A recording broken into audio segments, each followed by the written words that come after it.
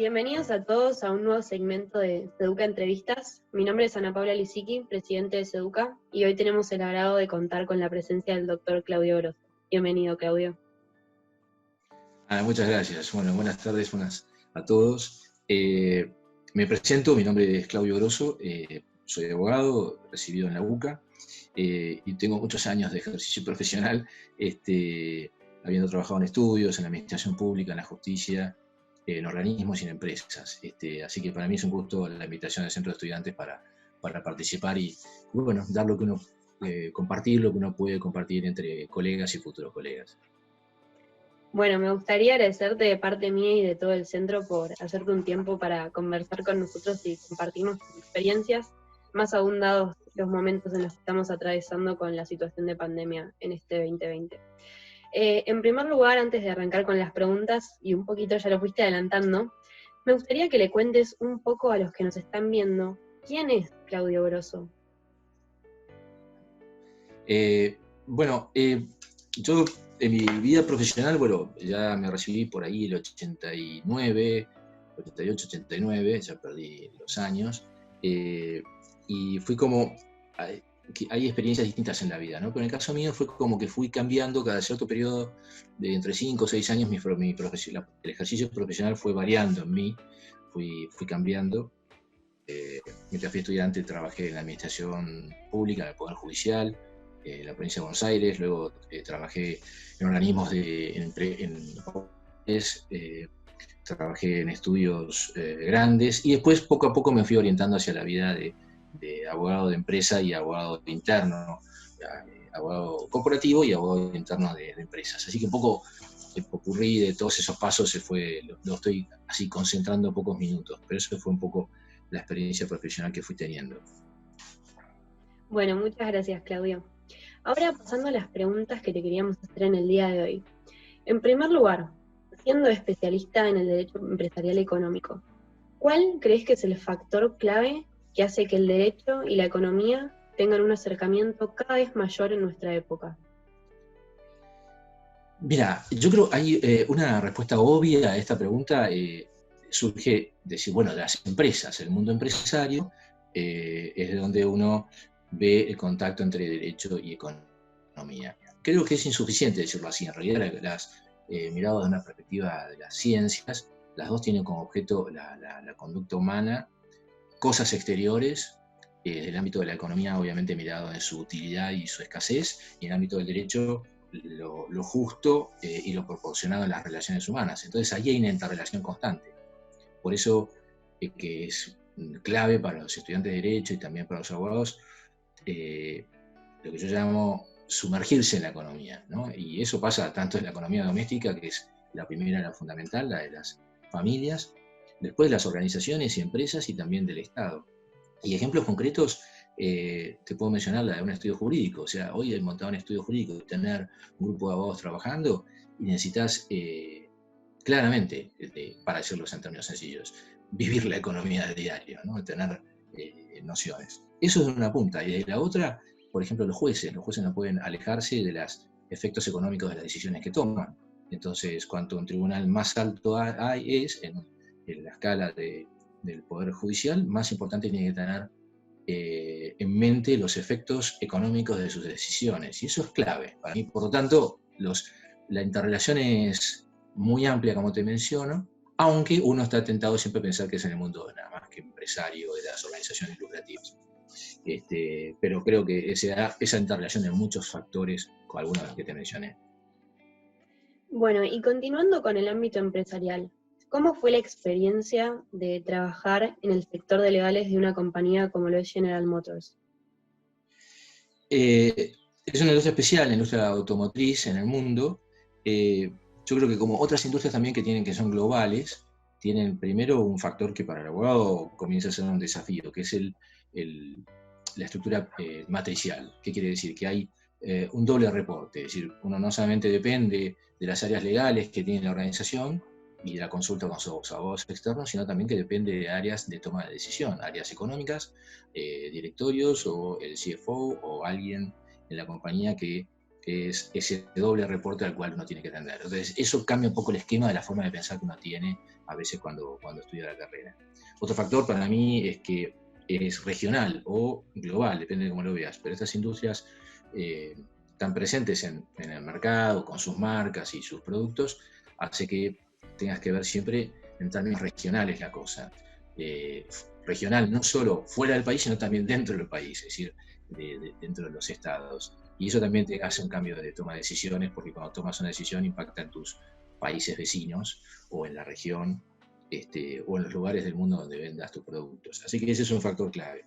Y otro creo que es que estas empresas que son tan grandes, cualquier pequeña decisión que se tome cambia el rumbo del barco a largo plazo durante mucho tiempo. Entonces, las decisiones, por supuesto, pueden ir cambiando, pero es clave porque decís, bueno, si vas a tomar decisiones y acompañás esas decisiones como abogado, tenés que saber que eso va a trasuntar el tiempo. Y eso es también una experiencia fuerte que se da mucho en las grandes corporaciones, trabajando dentro de ellas.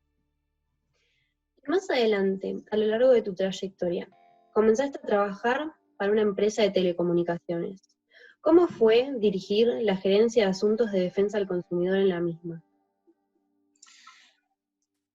Ok, yo creo que comenzaría diciéndote, antes del tema de defensa del consumidor, que el mundo de las telecomunicaciones es a veces, no del todo visto a veces por los profesionales del derecho, tiene unas interrelaciones enormes con lo que sería la industria de los contenidos, de lo que uno, digamos, vive hoy, no como solamente contenidos de entretenimiento, sino de educación, de formación o para administración de recursos. También tiene relación con lo que es lo geopolítico, con datos vinculados a la soberanía, las redes de distribución, las interconexiones, ni que hablar de temas como de defensa de la competencia. Y hay otro, además de defensa de competencia, y tenés defensa del consumidor. Uno de los puntos más fuertes para mí es tener noción de que servicios a gran escala, como por ejemplo telecomunicaciones, requiere de una atención en todo el país, en un país donde es federal. Entonces no es lo mismo brindar servicios, por ejemplo, de mucha penetración en el mercado en países europeos centralizados que en países federales como el nuestro y de una gran extensión, porque no digamos, la atención que tenés que brindarle a los asuntos está extendida a una gran superficie, entonces eso cambia mucho, incluso las regulaciones de cada una de las provincias, incluso de los municipios, es muy diversa, entonces uno tiene que atender a esa realidad, mientras que el servicio es el mismo, se expande en distintos ámbitos jurisdiccionales con distintas normas y distintas costumbres, si se quiere, jurídicas, y eso tiene un alto impacto incluso en temas como defensa del consumidor. Claro, totalmente. Y recuerdo que en una charla TED que brindaste en la UCA hace unos años atrás, hablaste del petróleo del siglo XXI.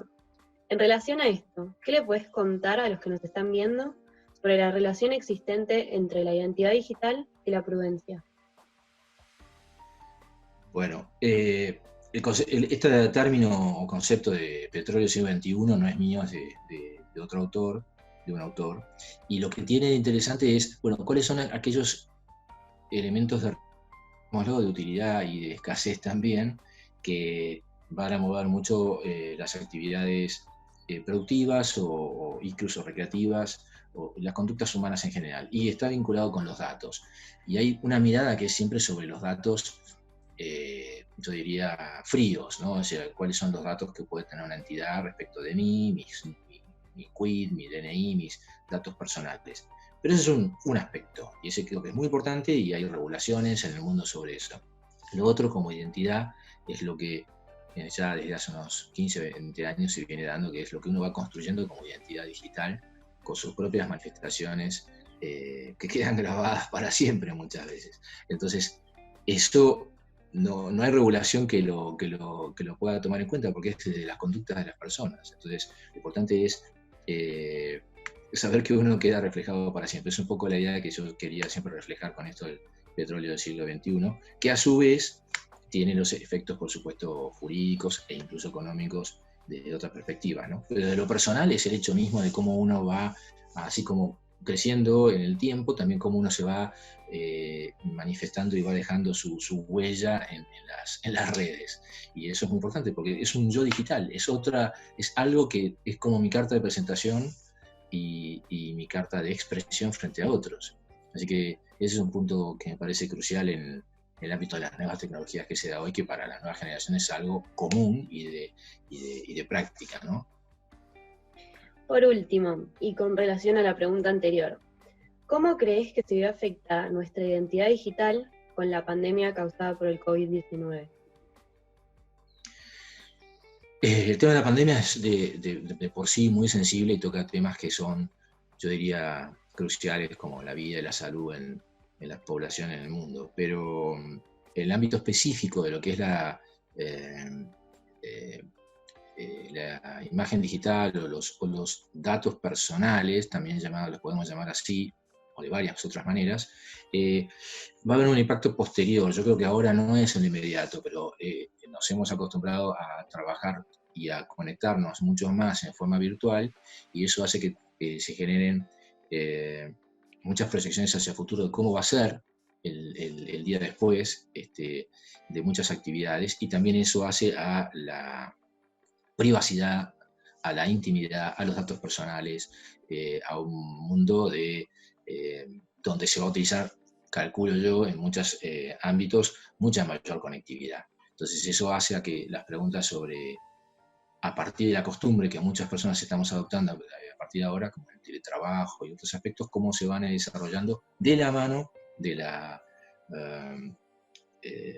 imagen de la persona, de su privacidad, de su intimidad, que en última instancia es un concepto antropológico de la dignidad humana. Entonces yo creo que después no inmediatamente ahora, pero sí después de estos procesos de crisis vamos a ir viendo cambios que hay que mirarlos y acompasados incluso por los ámbitos, por las expresiones del mundo del derecho, ¿no? Yo creo que el derecho tiene mucho que decir en esto.